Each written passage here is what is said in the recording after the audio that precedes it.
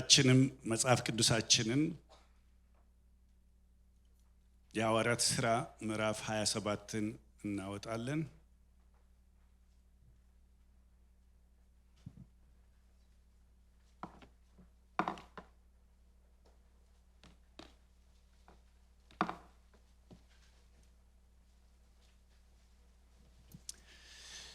እግዚአብሔር ይመስገን። በህይወት ማዕበል ውስጥ አስተማማኝ ማይለቅ በህይወት ማዕበል ውስጥ አስተማማኝ ማይለቅ የሐዋርያት ሥራ ምዕራፍ 27 ከቁጥር 21 ጀምሮ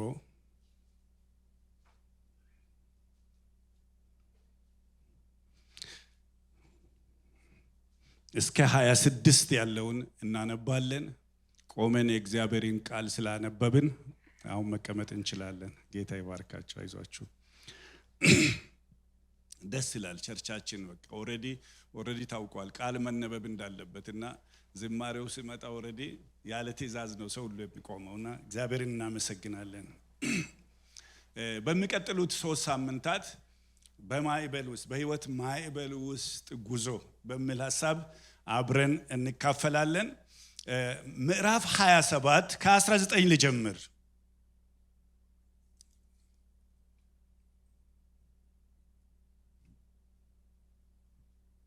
ይቅርታ ከ21 ልጀምር።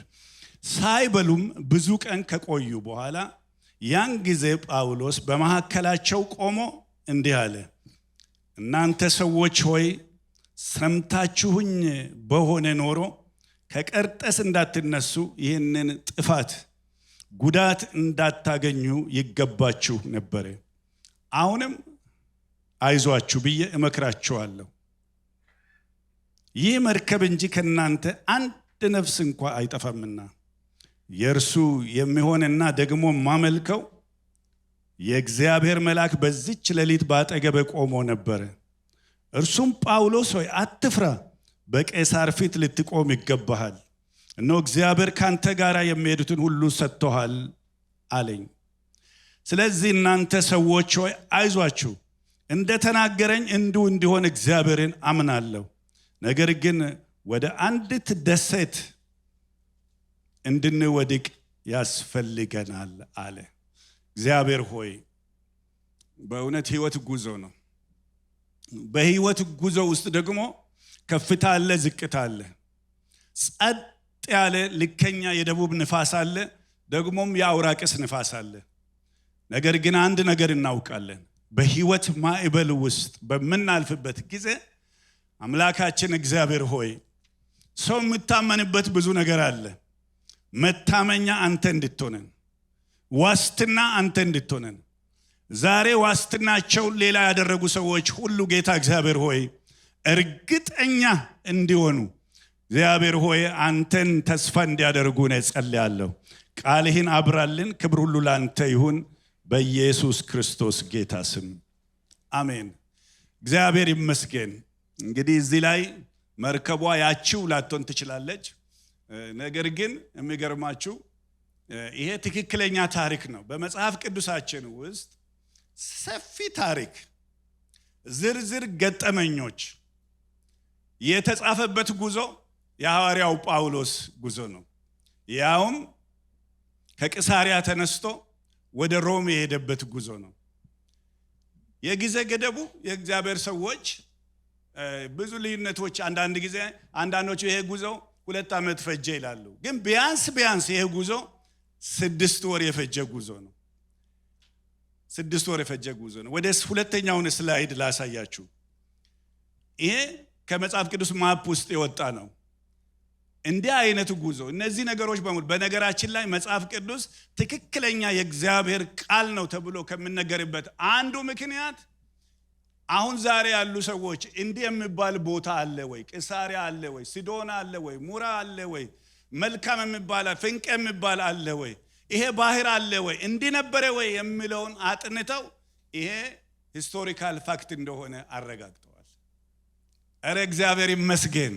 ይሄ ተፈትኖ የወጣ የእግዚአብሔር የአምላካችን ቃል ነው። እግዚአብሔር ይመስገን። ግን እኔና እናንተ እንድናውቅ እግዚአብሔር ለምን ፈለገ? ይሄ ሁሉ ዝርዝር ለምን አስፈለገን? በቃ ለምን ይሄ ሁሉ ዝርዝር መጣ? እርግጠኛውን የምነግራችሁ መጽሐፍ ቅዱስ በምክንያት የተጻፈ ሁሉ በዚህ ዘመን ላለ ነው፣ ለኛ ለትምህርታችን ተጻፈ ይላል። ህይወት ጉዞ ነው። የነዚህን ሰዎች ጉዞ ብናቅ የኛንም ጉዞ እዛ ውስጥ አካተን በጉዟቸው የገጠማቸው ነገር ለጉዟቸው መፍትሄ ሆናቸውን ነገር ስናውቅ ያ መፍትሄ ዛሬም ለኛ መፍትሄ ነው። ሐዋርያው ጳውሎስ ከዚህ በፊት ለ2 ዓመት በቂሳሪያ እስር ቤት ውስጥ ነበር። ከሉቃስ ጋር ነው የሚጓዙት። ሌላም ሰው አለ በጉዟቸው መካከል። ይሄ መርከብ ከ276 በላይ እስረኞችን ጭኗል። ነገር ግን በቂሳሪያ 2 ዓመት ከታሰረ በኋላ ይግባኝ ጠይቆ ነው ወደ ሮም የሚሄደው። ሉቃስ ደግሞ ከሱ ጋር እነዛ 2 ዓመታት ጳውሎስ እስር ቤት በነበረበት ጊዜ ቂሳሪያ ቁጭ ብሎ ነው የሉቃስን ወንጌል የጻፈው። የሉቃስን ወንጌል ከጻፈ በኋላ በመርከብ ተጭነው ደግሞ አሁን ወደ ሮም ሲሄዱ እንመለከታለን። ይሄን ያህል ካልኩኝ ይበቃል ለመግቢያ ያህል። ስለ ህይወት ማዕበል ማወቅ ያለብንን 3 ነገሮች ልናገር። ስለ ህይወት ማዕበል ማወቅ ያለብንን 3 ነገሮች። አንደኛ፣ ሁላችንም በህይወት ማዕበል ውስጥ እናልፋለን። አንዳንድ ጊዜ በህይወት ማዕበል ውስጥ የምናልፈው ተገደን ነው። አንዳንድ ጊዜ በህይወት ውስጥ የምናልፈው በህይወት ማዕበል ውስጥ ታዘን ነው። ሌላ ጊዜ ግን በህይወት ማዕበል ውስጥ የምናልፈው ባለመታዘዛችን ነው። ዛሬ ትኩረት የምናደርገው ተገደን የምንገባበት የህይወት ማዕበል አለ። እኛ አላስነሳነውም፣ ታዘን አይደለም፣ አንታዘዝ ብለን አይደለም። ሁኔታው ራሱ አስገድዶ የሚያስገባን ጊዜ አለ። ልጆች በቤተሰቦቻቸው ችግር ምክንያት ተገደው የህይወት ማዕበል ውስጥ ይገባሉ። ወላጆች በልጆቻቸው ጥፋት ምክንያት ተገደው የህይወት ማዕበል ውስጥ ሊገቡ ይችላሉ። የሀገር መሪዎች ህዝቡን የህይወት ማዕበል ውስጥ ሊያስገቡ ይችላሉ። በዛን ጊዜ ይኸውላችሁ፣ በዛን ጊዜ የኛ ጥፋት አይደለም፣ አልታዘዝንም ወይም እምቢ አላልን ወይም ታዘን አይደለም፣ ግን ሁኔታው ራሱ የህይወት ማዕበል ውስጥ ያስገባናል። ስለዚህ ከዚህ ሐዋርያው ጳውሎስ አሁን እዚህ መርከብ ውስጥ ገብቶ ይሄ ሁሉ ነገር የሚያልፍበት እሱ ስለታዘዘ ወይም ስላልታዘዘ ሳይሆን እሱ እንደውም አንነድም እያለ ከእሱ የሚበልጡ ስልጣን ያላቸው ብዙ ኤክስፒሪየንስ ያላቸው ሰዎች ነው መሄድ አለብን ብለው ነው እዚህ ችግር ውስጥ የገባው። ስለዚህ የህይወት ማዕበል ውስጥ ሁላችንም እናልፋለን። ሌላው ግን በህይወት ማዕበል ውስጥ መቼ ነው የምናልፈው፣ እንዴት ነው የምናልፈው የምንለውን አናውቅም። ቀጠሮ ተይዞ አይደለም ሰው ህይወት ማዕበል ውስጥ የሚገባው። ዛሬ አለ የተባለው ነገር ነገ ላይኖር ይችላል። አንዳንድ ጊዜ ሴቶች በምጥ መካከል እንቅልፍ ይዟቸው ይሄዳል። ግፊ እያለቀሰች ግፊ እየተባለች፣ ይሄ የጭንቅ ጊዜ እኮ ነው። ልጅ እስኪመጣ ድረስ የምጥ ጊዜ ነው። በዛው በምጥ ጊዜ መካከል ግን እረፍቱ ሲገኝ እንቅልፍ ይዟት ይሄዳል። እኔና እናንተ እንደዚህ ነን። አሁን የነገር መጨረሻ እየደረሰ ብዙ ችግሮች በፊታችን እያሉ አንዳንድ ጊዜ ዘና ልከኛ የደቡብ ነፋስ ያገኘን መስል ዘና ልንል እንችላለን። ከዛ ሳይታሰብ ደወል ይደወላል። ትላንትና ያለው ነገር ሁሉ እንዳልነበረ ሊሆን ይችላል። ስለዚህ ሰዓቱን ጊዜውን አናውቅም። ሶስተኛ ግን ደስ የሚል የምስራች ይዤላችሁ መጥቻለሁ። በማዕበል ውስጥ ስናልፍ የሚያስተማምን የህይወት ማዕበል እንዳለን እንወቅ። ክብር ለጌታ ይሁን። የተደገፍንበት ዋስትና ነው ያልነው ነገር ላይሆን ይችላል ወገኖቼ። ወይ ትክክለኛ አንሹራንስ፣ ትክክለኛ ዋስትና በዚህ ማዕበል ውስጥ ማን እንደሆነ አብረን እንመለከታለን። ከዛ በፊት ግን በማዕበል ውስጥ በመናልፍበት ጊዜ መርከብቷን ሊያሰጥሙ የሚችሉ ነገራችን ሊያበላሹ የሚችሉ በዚህ መጽሐፍ ውስጥ ሐዋርያት ሥራ ምዕራፍ 27 ላይ የምናያቸውን አንዳንድ ነገሮች አብረን እናያለን። 5 ነገሮችን እንመለከታለን።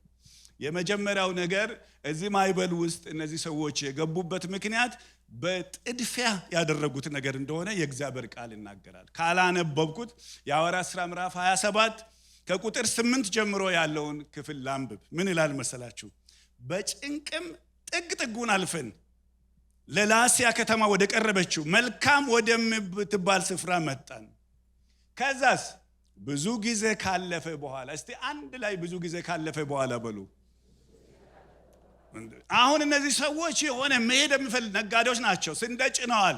ባለ ሀብት አለበት። መድረስ የሚፈልጉት ማግኘት የሚፈልጉት ትርፍ ስላለ ቶሎ ቶሎ መሄድ ስለነበረባቸው ይኸውላችሁ ብዙ ጊዜ ካለፈ በኋላ ሐዋርያው ጳውሎስ አይሆንም ብልም አያችሁ ይሄ ነገር ችግር ያመጣል ቢባልም ኖ አሁን በጥድፊያ ካሁን በፊት ብዙ ነግራቸዋለሁ።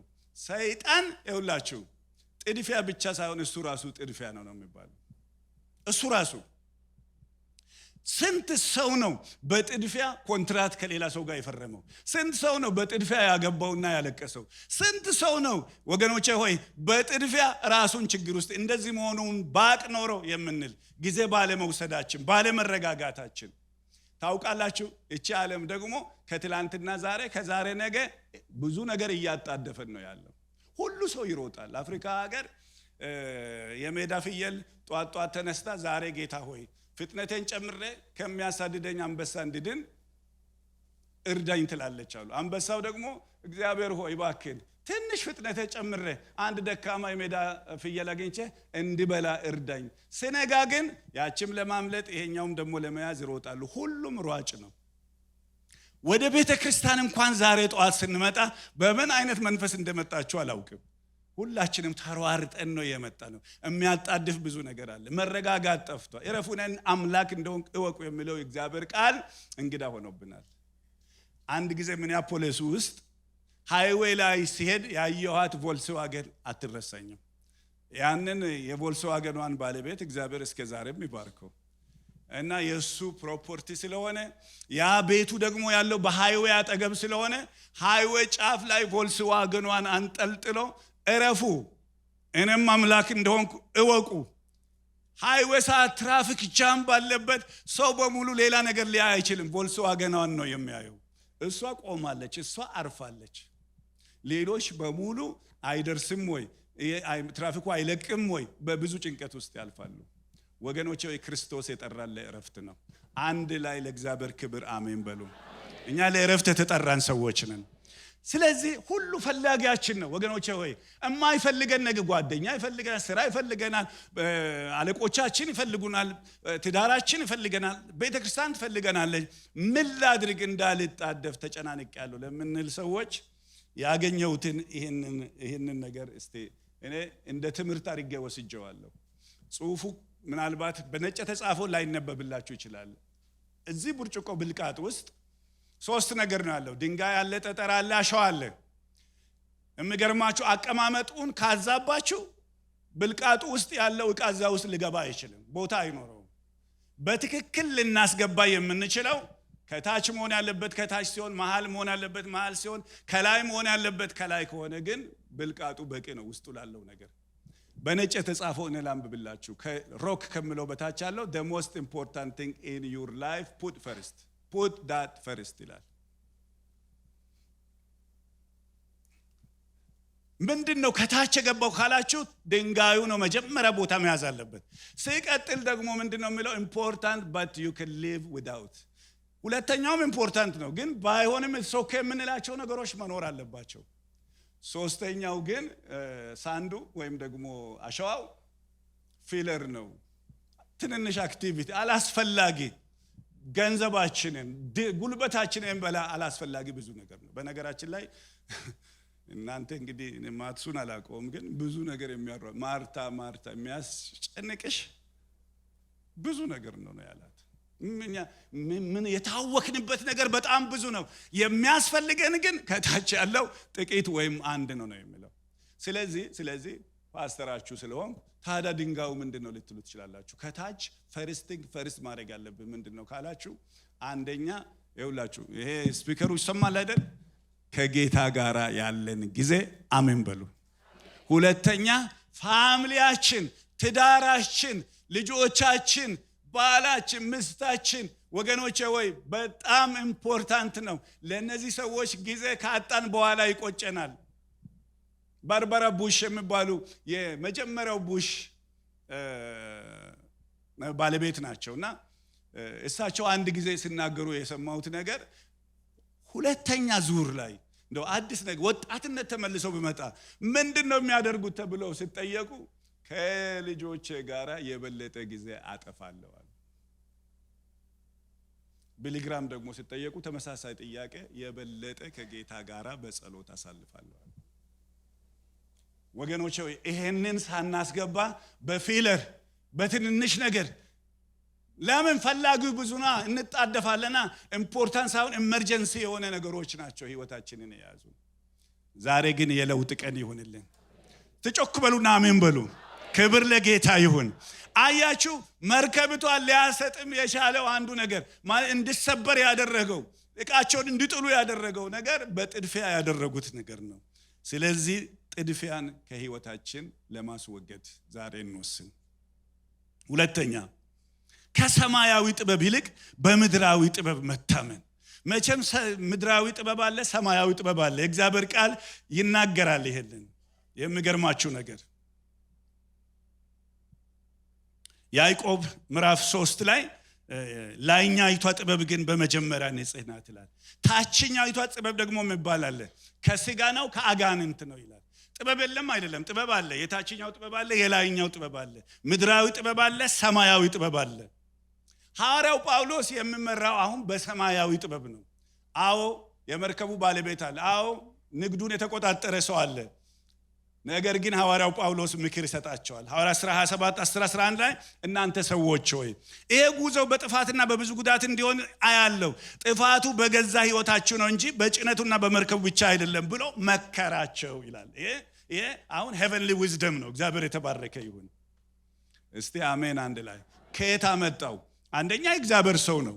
ሁለተኛ ኤክስፒሪየንሱም ነበረው። እሱ ከነሱ በላይ ልምዱም ነበረው። ሁለተኛ ቆሮንቶስ ምዕራፍ 11 ቁጥር 25 ላይ ጳውሎስ ስለ መርከብ ጉዞ ሲጽፍ እንዲህ አለ።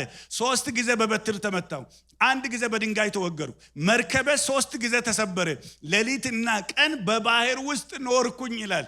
የትኛው ንፋስ ባህር እንደሚያስከድ፣ የትኛው ንፋስ ለባህሩ አደገኛ እንደሆነ ያውቃል ሐዋርያው ጳውሎስ። ኧረ እባካችሁ ስሙኝ፣ እናንተ ያላችሁ ልምድ እኔም አለኝ። ከዛ በላይ ደግሞ እኔ አሁን የሚሰማኝ ከእግዚአብሔር እናንተ ሰዎች አንንቀሳቀስ አላቸው። ነገር ግን እነሱ የካፒቴኑን ሰሙ። ማለት ነጋዴውም ከጳውሎስ ይልቅ ማለት ባለ ሀብቱም የመርከቡቷን ካፒቴን ሐሳብ አደመጠ። ስለዚህ ሁሉ ጊዜ ምድራዊ ጥበብ አለ፣ ሰማያዊ ጥበብ አለ። ልባርካችሁ በዚህ እግዚአብሔር በሰማያዊ ጥበብ ይባርካችሁ። ክብር ለጌታ። ዲሰርንመንት የሚባል የሚያቆም ሃሌሉያ። እዚህ ጋር መረጃ የሚመጡ መረጃዎችን ቢኖሩ ኖ የሚያሰኝ ዊዝደም እግዚአብሔር ይጨምርልን። ክብር ለጌታ ይሁን። ሃሌሉያ። አንድ ነገር ልናገር ነበረ፣ ሆሊ ስፒሪት ይለፍ ብሏል። ስለዚህ ይለፍ። ክብር ለጌታ ይሁን። ወደሚቀጥለው እንሄዳለን። ሶስተኛ እና የመጀመሪያው ምን ነበረ? ጥድፊያ። ሁለተኛው ምድራዊ ጥበብ። ሶስተኛው ይኸውላችሁ ከምሪት ይልቅ ሁኔታን ማስቀደም። አንዳንድ ጊዜ ሁኔታዎች ተመቻችተው የሚቀርብልን ጊዜ አለ።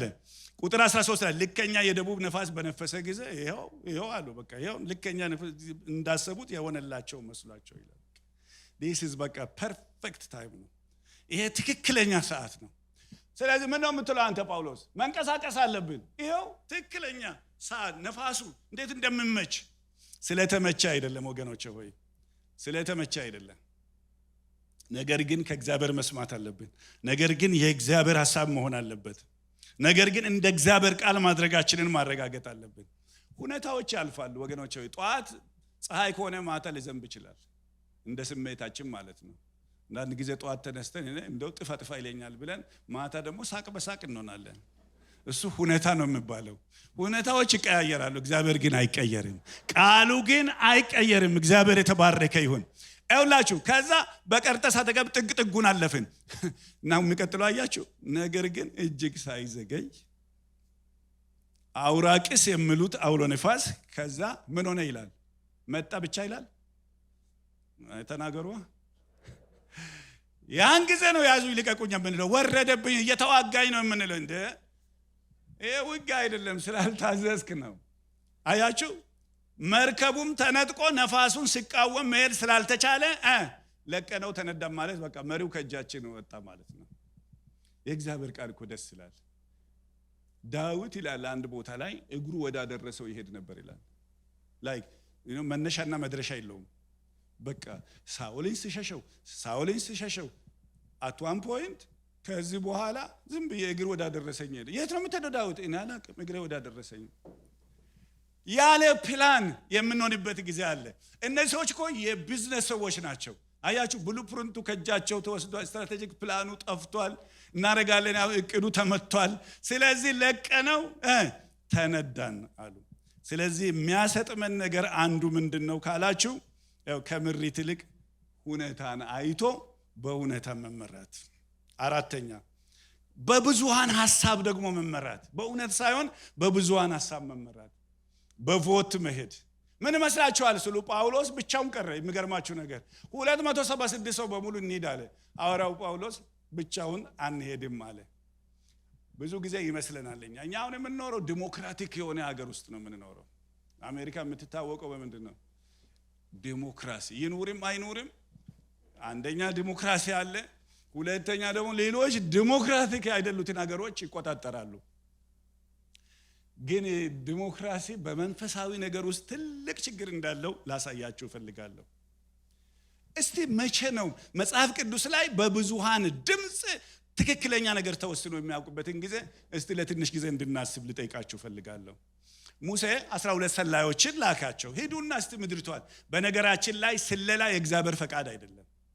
እግዚአብሔር KGB አያስፈልገውም፣ ሞሳድ አያስፈልገውም፣ CIA አያስፈልገውም፣ ሌላም ካለ አያስፈልገውም። እግዚአብሔር አገሪቷን ያውቃል። ክብር ለጌታ ይሁን። አሜን ትላለ ወይስ አትልም? ክብር ለጌታ ይሁን። ምንም ነገር እነሱ ግን ሰላይ ካልተመደበልና እናድማሉ። አሁን ብዙ ጊዜ ሰዎች እግዚአብሔር በቃ የስለላ ሰዎችን የመደበ ይመስለናል። ሄዱና ዘዳግም ምዕራፍ 1 እና 2 በደንብ ካነበባችሁ ሙሴ እንደዚህ ይላቸዋል። እናንተም ምድርቷን ከኛ ቀድሞ የሚሰሉ ሰዎችን ስጠን አላችሁኝ። እናንተ አላችሁኝ። የእግዚአብሔር ፐርፌክት ዊል አለ፣ የእግዚአብሔር ፐርሚሲቭ ዊል አለ። እግዚአብሔር ደስ ብሎት የሚፈቅደው አለ። እግዚአብሔር እንግዲህ ካላችሁ ይሁንላችሁ የሚለው ነገር አለ። ይሄን እዛ ውስጥ ነው የምናስገባው። ከዛስ ይኸውላችሁ ሙሴ 12 ከእያንዳንዱ ነገድ አንዳንድ ሰው አመጣና ሂዱ ምድርቷን ሰልሉ አለ። ደርሶ መጡ፣ አዩ፣ የወይን ዘለላ ተሸክመው መጡ። ከ12ቱ ግን 10 የሕዝቡን ልብ አሸበሩ ይላል። በቴሮሪዝም እኮ ሚድል ኢስት ብቻ አይደለም ያለው፣ ቸርች ውስጥም አለ። ቸርች ውስጥ አለ ቴሮሪዝም።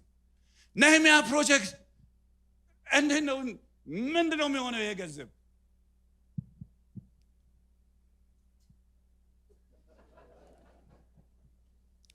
ይኸውላችሁ እንችላለን የሚል ሰው ክብር ለጌታ ይሁን። ይኸውላችሁ ሁለቱ ግን ምን አሉ? አረ እንችላለን አሉ። ሁለቱ እንችላለን አሉ።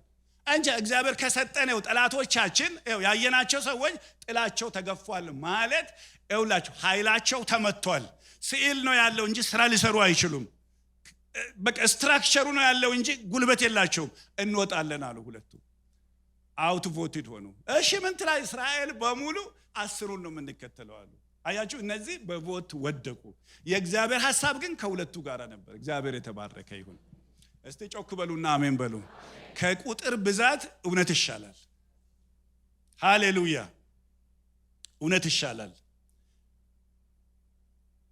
ይሄ ብቻ ነው ወይ? ሳሙኤል ለእስራኤላውያን ይኸውላችሁ እግዚአብሔር አምላካችሁ ነው። ህዝቡ ግን ወደ ሳሙኤል መጡና እኛም እንደሌላው ሀገር ህዝብ ንጉስ ያስፈልገናል አሉ።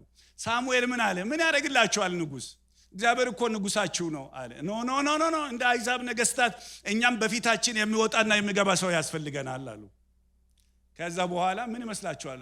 ቮት አደረጉ ሁሉም። አዎ ልክ ነው እንፈልጋለን አሉ። ወደ እግዚአብሔር ጮኸ። እግዚአብሔር ግን ምን አለ? አንተን አይደለም እኔን ነው የናቁት አለ። አንተን አይደለም፣ ቮቱ በአንተ ላይ ሳይሆን በእኔ ላይ ነው። ስለዚህ የሚፈልጉትን እሰጣቸዋለሁ አለ። ጲላጦስ የእስራኤልን ህዝብ አመጣ። ጌታ ኢየሱስ ክርስቶስ በሚሞትበት ከቀን በፊት ምርጫ ሰጣቸው። ባርባን የሚባል ወንበዴ አለ፣ እንደገና ደግሞ ክርስቶስ አለ። ከሁለቱ የቱን ልፍታላችሁ አላቸው። ጲላጦስም ክርስቶስ የተባለው ኢየሱስን እንግዲህ ምን ላድርግ አላቸው። ሁሉም ሰማችሁኝ ያልኩት ስንቱ? ይሰቀል። ገዢው ምንድነው ያደረገው? ክፋት ምንድነው አለ። ግን ይሰቀል የሚለው ጩኸት በዛ ይላል። አውት ቮትድ ሆነ። በቃ እሱ እጁም ታጠበና ከዛ በኋላ በሰንሰለት ገርፎ አሳልፎ ሰጣቸው ይላል። የት ጋር ነው ቮት ሲያሸንፍ ያየ ነው? በእግዚአብሔር ቃል ላይ አያችሁ። ብዙ ጊዜ ነገለም ስላደረጉ ነገለም ስላደረገ እኔም ማድረግ አለብኝ የምንላቸው ነገሮች ሊኖሩ ይችላሉ። ነገር ግን በእግዚአብሔር ቃል ላይ እንድናልፍ እግዚአብሔር ይርዳል። ጮክ በሉና አሜን በሉ። እግዚአብሔር የተባረከ ይሁን። አያችሁ አሁን እግዚአብሔር የሚሰራበት በብዙሃን ሐሳብ መመራት። ጳውሎስ ሰው ሁሉ እንሄዳለን ነው ያለው። እሺ ካላችሁ እንግዲህ እኔ ምን ላድርግ? እኔ እኮ እዚህ ማይበል ውስጥ የምገባው እዚህ ችግርም ውስጥ ገባው ባጠፋው ጥፋት ተገድጄ ነው እየገባው ያለሁት። ስለዚህ ከእናንተ ጋር መከራውን ለመቀበል ልግባ አለ። አንዳንድ የህይወት ማይበሎች የምንገባበት እኛ ስላጠፋን ሳይሆን እውነታው አስገድዶን፣ በሰው ሊሆን ይችላል፣ በባለስልጣን ሊሆን ይችላል፣ አጠገባችን ባሉ ሰዎች ሊሆን ይችላል። ልንገባበት እንችላለን። እሱ አይደለም ግን ካገባን በኋላ ዋስትና እንዳለን ካወቅን ይበቃል። እግዚአብሔር የተባረከ ይሁን። የሚገርማችሁ ሉቃስ እዚህ መርከብ ውስጥ አለ፣ ጳውሎስ አለ፣ የተሰሎንቄው ደግሞ አሪስቶክሮስ የሚባል ሰው አለ። እነዚህ ሶስቱ ሁሉ ዘና ውስጥ ናቸው፣ የእግዚአብሔር ሰዎች ናቸው። ማይበሉ ለኃጢአቱም ሆኖ ለጻድቁም ነው። ፀሐይ የሚወጣው በሁሉ ላይ ነው። ችግሩ ለሁሉም ነው። እኔ ለምንድነው በምን ኃጢአቴ ነው እንዳንል ብዬ ነው። ነገር ግን በዛ ውስጥ እግዚአብሔር ያደረገውን ጥበቃ በኋላ አብረን እንመለከታለን። አምስተኛና የመጨረሻው ከእግዚአብሔር ፈቃድ ይልቅ ምቾትን ማስቀደም። ከእግዚአብሔር ፈቃድ አይ ቲንክ ዋና ነጥብ ይመስለኛል። ከእግዚአብሔር ፈቃድ ይልቅ ምቾታችንን ማስረከብ።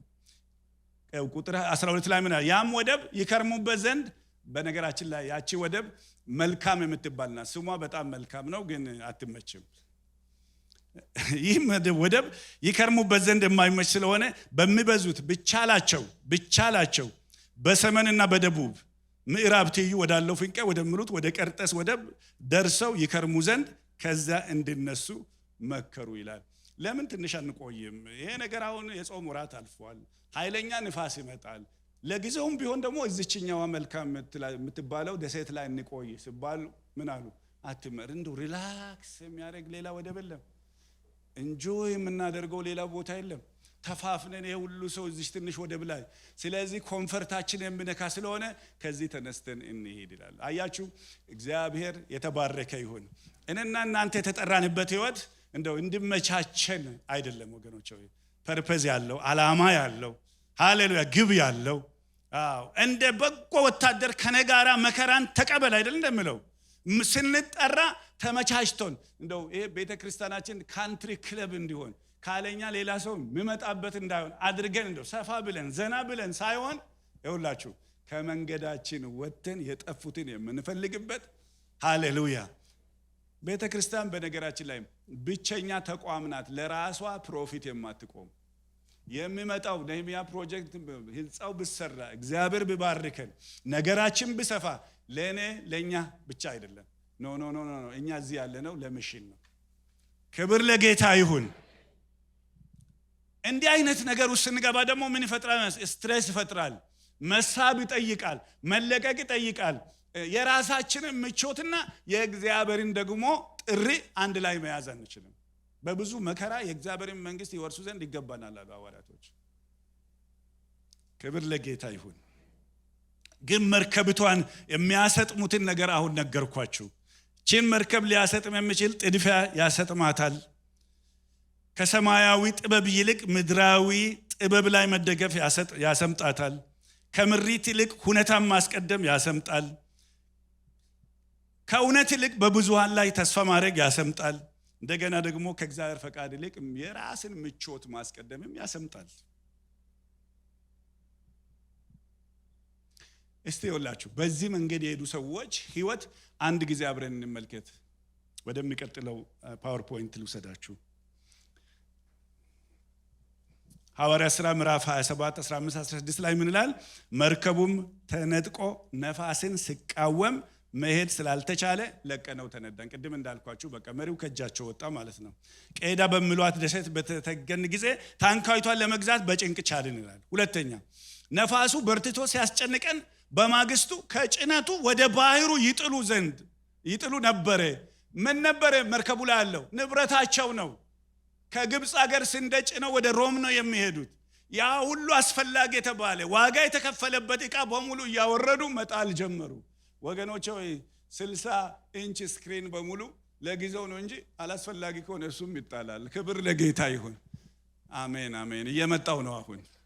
ይሄ ምናምን የምለው በዚህ ብራንድ ነው የምንለው፣ ያ ብራንድ ነው የምንለው ወገኖቼ የጊዜ ጉዳይ ነው እንጂ መጣሉ አይቀርም። ፊለርስ የሚባል ያቅድም አሸዋውን አይታችኋል። ፊለር ናቸው እነዛ ሁሉ።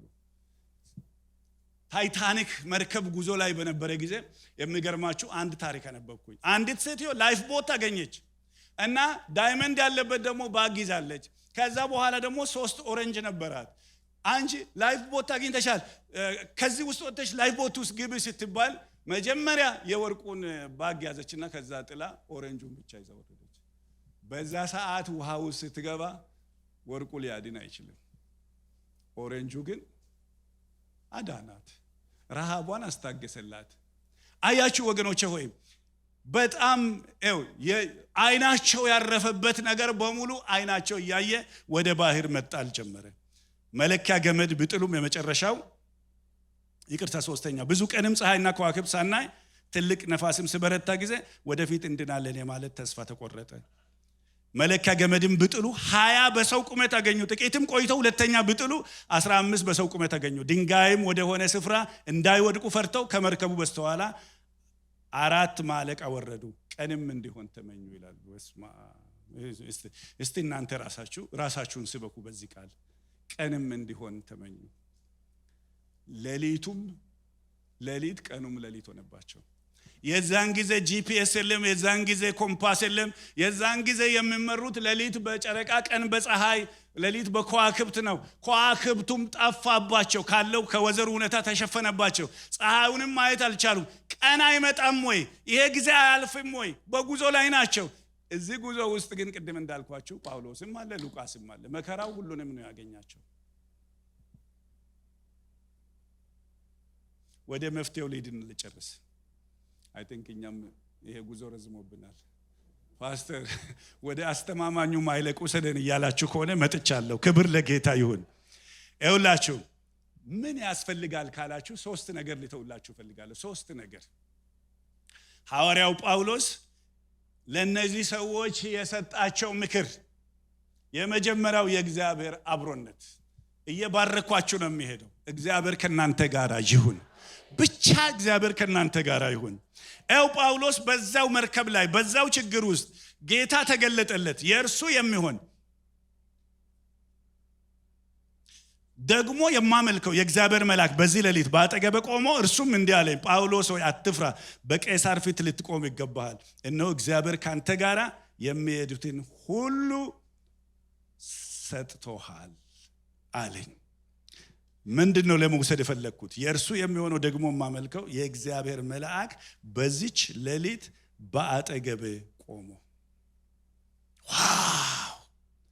ችግሩ እያለ ሁኔታው እያለ ማዕበል እየተመመ ንፋሱ እንደዛ እየሆነ ሰዎች የመኖር ተስፋቸው ተቆርጦ ሰንስ ያደረገው በዛ ሌሊት ጌታ በአጠገቡ ቆሞ ነበር።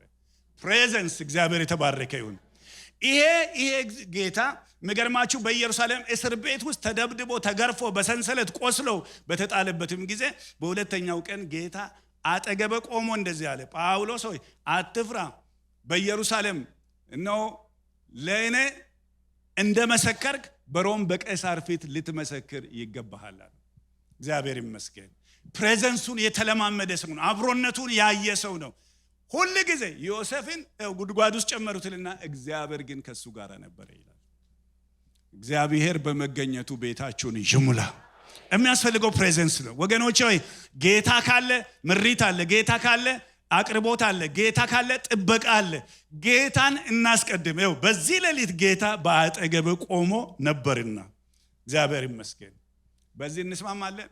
ፕሪስክሪፕሽን ዶክተሩ ኢየሱስ ያዘዘልን በዚህ ጊዜ በዚህ ጉዞ በአስቸጋሪ ጉዞ የታዘዘው አንዱ የእሱ መገኘት ነው። እሱ እንደሌለ እያወቅን በሁኔታ እንዳንነዳ እግዚአብሔር ይርዳን።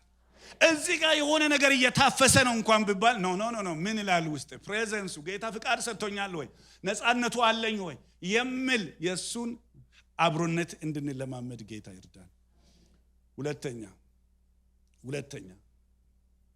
ሃሌሉያ። ሁለተኛ የተስፋው ቃል ብዙም ጥልም ሆነ ይላል። ይሄ ቅድም የነገርኳችሁ ነው። ሐዋርያት ሥራ 23 ላይ የተስፋው ቃል በቀይ የተጻፈውን ብቻ ላንብብ። ሐዋርያው ጳውሎስ እስር ቤት ኢየሩሳሌም ውስጥ ሆኖ በኢየሩሳሌም ስለኔ እንደመሰከርክ እንዲሁ በሮም ትመሰክርልኝ ዘንድ ይገባሃል ብሎታል ጌታ። ጌታ ያለው በሕይወታችን ይሆናል። አሁን እኮ እሱ ይግባኝ ጠይቆ እስረኛ ሆኖ ወደ ሮም እየሄደ ነው ያለው። ስለዚህ ሁኔታው ምንድነው የምትለው? አታልፍም ነው የምለው። ሁኔታው ምንድነው የምትለው? አይሳካም ነው የምለው።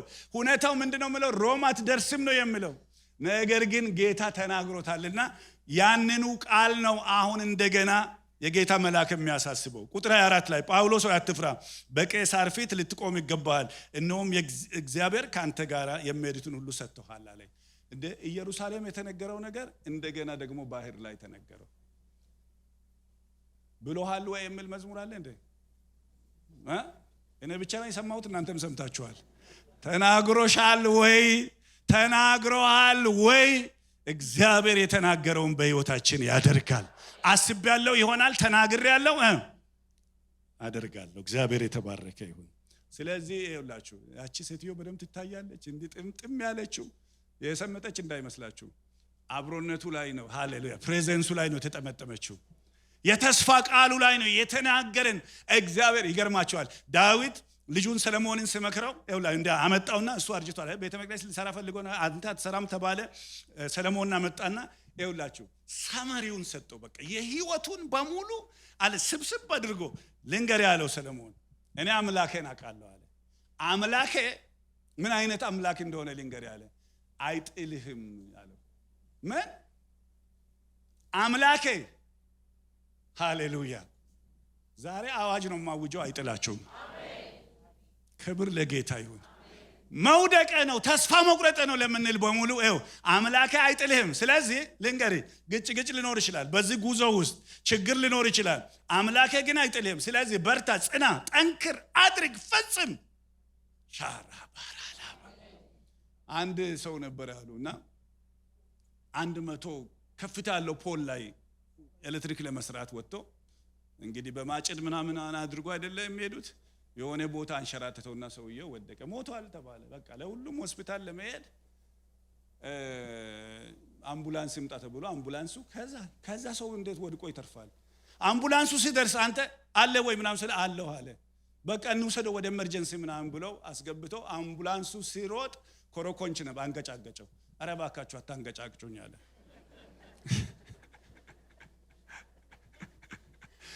ከ100 ሜትር ወድቆ የተነሳ ሰው አሁን ኮረኮንቹን ሊፈራ ነው።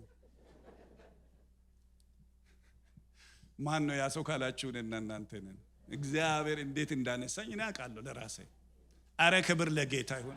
እናንተ ባታጨበጭቡ ማጨበጭቡ እግዚአብሔር ይመስገን። ሃሌሉያ ሃሌሉያ! እግዚአብሔር የረዳን ሰዎች ነን እኛ። የብረት መዝጊያ የተሰበረለት የናስ መወሪያ የተቆረጠልን ጉባኤ ነን እኛ። ክብር ለጌታ ይሁን። አምላኬ አይጥልህም አለው። በቃ ሁኔታው በቃ ያለው ንፋስ ማይበሉ አታልፍም ብል እንኳን አምላኬ አይጥለኝም። he is a covenant keeping God። ክብር ለጌታ ይሁን። ወደ ሶስተኛው ልሰ የመጀመሪያው ምን ነበር? አቤት አቤት አቤት አቤት አብሮነት ነው። ሁለተኛው ምንድነው? የተስፋ ቃላችሁን አስቡ። ቃል ያዙ ወገኖቼ ሆይ ከብዙ ምርኮ ይልቅ እግዚአብሔር ሆይ እኔ ባንተ ሕግ ደስ ይለኛል ዳዊት እንዳለ if we have the word በቃ ቃሉን ይዘን እግዚአብሔር ይመስገን። ሃሌሉያ! የተናገረንን እግዚአብሔር ያደርጋል። ሶስተኛና የመጨረሻ የእግዚአብሔር ሰላም አስተማማኝ ማይለቃችን ነው። የእግዚአብሔር ሰላም ጳውሎስ ሆይ አትፍራ። ኢየሱስ ክርስቶስ እኮ ከትንሣኤው ማግስት በተዘጋ ቤት ውስጥ ገብቶ የሰጣቸው ሌላ ምናምን የለም እኮ። ምን አላቸው? ሰላም ለእናንተ እኔ ነኝ። ኑና እጆቻችሁ በእጆቻችሁ እጄን ንኩ፣ ኑና ጎኔ እንዳሱ። ሞቼ ነበር ተነስቻለሁ፣ ሰላም ለእናንተ ይሁን። ሰላሙን ተቀብለው ምን እንደተሰማች ታውቃለህ? ታላቅ ደስታ ሆነ ይላል። እዛው የተዘጋ ቤት ውስጥ ነው ሁኔታው ያው ሆነው የእግዚአብሔር መለኮታዊ ሰላም በላያቸው ላይ ስለመጣ ታላቅ ደስታ ተሰማቸው ይላል። ወገኖቼ ሆይ እነዚህን 3 ነገሮች ምንም ነገር ብትረሱ ሰሞኑን የሱ መገኘት፣ የሱ የተስፋ ቃል፣ የሱ ሰላም በህይወት ማዕበል ውስጥ ይይዘናል። ክብር ለጌታ ይሁን። በዚህ ልጨርስ። ምን እንማራለን? ያልኩትን ነው የምለው፣ የተናገርኩትን ነው የምደግመው። ምንድነው የምንማረው? እግዚአብሔር ምን አለን? ዛሬ ጉዞ ላይ ናችሁ፣ ማዕበል ውስጥ ናችሁ፣ የማይመች ሁኔታ አጣብቀኝ ውስጥ ናችሁ። በህይወት ማዕበል ውስጥ ስናልፍ አስተማማኝ ማይለቃችን ክርስቶስ ኢየሱስ እንደሆነ አሜሪካን ኢንሹራንስ የሚል ታውቃላችሁ? አድቨርታይዝመንቱ ማለት ነው። አሜሪካን ኢንሹራንስ ላይክ ኤ ጉድ ኔይበር የሚሉ ሰዎች የሆነ ነገር ሲገጥማችሁ አለሁላችሁ የሚል እንደ አሜሪካን ኢንሹራንስ የለም የሚሉ አሉ። ሌላ ደግሞ ጠበቃ አለ፣ ስሙን አሁን አላስታውስም፣ እናንተ ታውቁ ይሆናል። ስትሮንግ አርም የሚል ሰው ያለ ነው። እኔ አስጥላችኋለሁ የሚል ፍላክ በቃ ስትሮንግ አርም ይላል። ስትሮንግ አርም ዛሬ አዋጅ አውጃለሁ። ክርስቶስ ኢየሱስ ስትሮንግ አርም ያለው አዳኛችን ነው። ክብር ለጌታ ይሁን። ሀንዬ ትመጫለህ።